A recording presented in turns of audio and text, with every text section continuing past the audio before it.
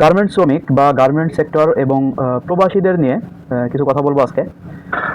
আমাদের বাংলাদেশের মূল মেরুদণ্ড হলো কিন্তু অর্থনীতি। অর্থনীতি প্রত্যেকটা দেশেরই মূল মেরুদণ্ড অর্থনীতি। আর বাংলাদেশের এই মেরুদণ্ডকে সোজা করে দাঁড় করিয়ে থাকতে যারা দিনরাত হাড় ভাঙা খাটুনি খাটেন তারা হলেন আমাদের গার্মেন্টস সেক্টরের শ্রমিকরা এবং প্রবাসী ভাই ও বোনেরা। কিন্তু আপনি কি জানেন কার অবদান কতটুকু? 2024-25 সালে কার হাত ধরে বাংলাদেশ নতুন রেকর্ড গড়ল? চলুন বিস্তারিত জেনে নিই।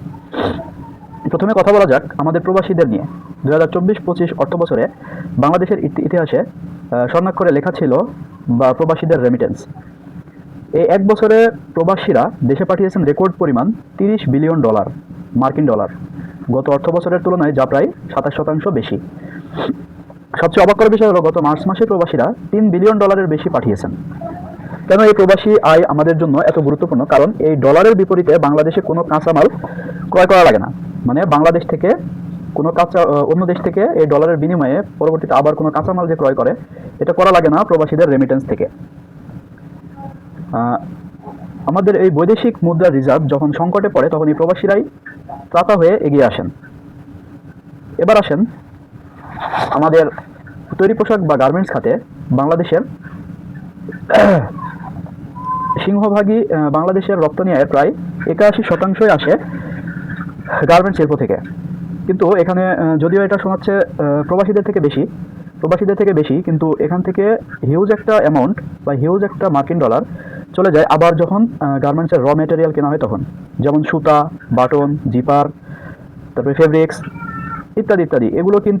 যেগুলোর র মেটেরিয়ালস কিনতে আবার বেশিরভাগ টাকাই বিদেশে বা বাইরের দেশে চলে যায়।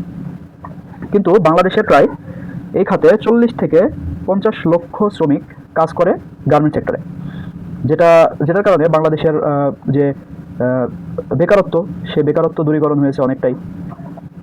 আর বিশেষ করে বলা যায় এটা সিংহভাগই হচ্ছে নারী। গার্মেন্টস সেক্টরে সিংহভাগই নারী। এই গার্মেন্টস সেক্টরের যে রেমিটেন্স বা গার্মেন্টস সেক্টর থেকে যে মার্কিন ডলারটা বাংলাদেশের রিজার্ভে আসে, সেটার কারণে কিন্তু যেমন কিছু উপকার হয়, যেমন হচ্ছে আপনার উন্নয়ন হয়। যেমন যে এলাকায় একটা ইন্ডাস্ট্রি থাকে বা একটা ফ্যাক্টরি থাকে, সেই এলাকার সারাউন্ডিং একটা এরিয়াতে খুব ভালো একটা নগরায়ন তৈরি হয়, অনেক ঘরবাড়ি তৈরি হয়, মানুষের জীবনযাত্রার মান উন্নয়ন হয়, অনেক দোকানপাট হয়, দোকানপাট দিয়ে মানুষ ব্যবসা বাণিজ্য করে খেতে পারে। যাদের জমি থাকে আশেপাশে তারা বাড়ি করে ঘর ভাড়া দিতে পারে। তারপরেও সরাসরি যে একটা বৈদেশিক মুদ্রা বাংলাদেশের রিজার্ভে অনেকটাই প্রভাব ফেলে।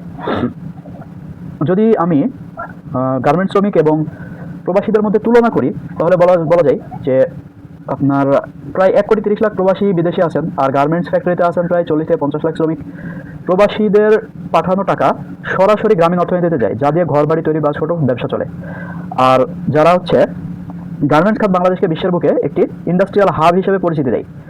সার্থকতা হচ্ছে বাংলাদেশের প্রবাসীরা হলো ইনভিজিবল হিরো, যারা বিদেশের মাটিতে একাকিত্ব সব কষ্ট সহ্য করে ডলার পাঠাচ্ছেন।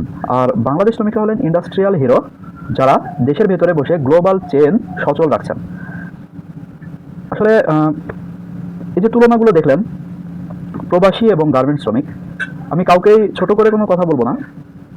সবাই বলেন প্রবাসীদেরকে নিয়ে অনেকেই কাজ করেন যে প্রবাসীরা এয়ারপোর্টে হয়রানির শিকার হয়, তারা সম্মান পায় না দেশে আসলে। প্রবাসীদের যেমন এরকম সমস্যা রয়েছে, গার্মেন্টস শ্রমিকদেরও কিন্তু এমন সমস্যা রয়েছে। যেমন গার্মেন্টস শ্রমিকরাও কিন্তু সব জায়গায় সম্মান পায় না। আমার পরিচিত এক ছোটো ভাই, তার সাথে সেদিন গল্পে একটা কথা বললো যে সে গ্রামে গিয়ে বলে না যে সে গার্মেন্টসে চাকরি করে। কেন বলে না? কারণ গ্রামের যারা মানুষজন আছে তারা গার্মেন্টসের চাকরি যারা করে তাদেরকে সম্মান দেয় না। গার্মেন্টসের চাকরিটারে তারা গ্রামের মানুষজন, এখন অনেক মানুষজন খুব ছোট করে দেখে। ঠিক আছে, সে কোন পোস্টে আছে বা কী কাজ করে সেটা কিচ্ছু দেখে না দেখেই যাচাই বাছাই না করে বলে যে গার্মেন্টসে চাকরি করো, এমন একটা অবস্থা। তো আমি ওরে বুঝাইলাম যে আমি এগুলা লজ্জা পাই না। আমি বাড়িতে গেলেও সবাইরে বলি যে জিজ্ঞাসা করে কোথায় চাকরি করো, আমি ডিরেক্ট বলে দিই যে আমি গার্মেন্টস সেক্টরে চাকরি করি। কারণ এটা আমার লজ্জা নয়, এটা আমার গর্ব, এটা আমার সাহস। ঠিক আছে, তো আমরা গার্মেন্টস শ্রমিকরাও কিন্তু অনেক ক্ষেত্রেই তারা অসহায়, অনেক ক্ষেত্রে তারা দেখা যাচ্ছে অনেক সুযোগ সুবিধা পায় না।